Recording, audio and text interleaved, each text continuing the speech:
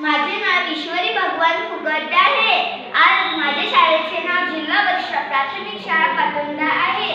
मी इयत्ता 7वी मध्ये शिकत असते। मी आज तुम्हाला पायाखालची वाट याच्याबद्दल माहिती सांगत आहे।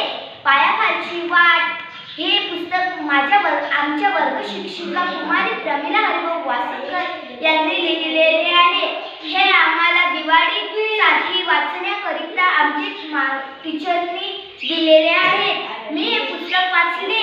याच्यामध्ये माझा जन्म हे पुस्तक आहे आणि त्याच्यामध्ये आमच्या टीचरच्या जीवनामध्ये किती संकटही आले आम्हाला हे कळाले। आपल्या आई वडिलांनी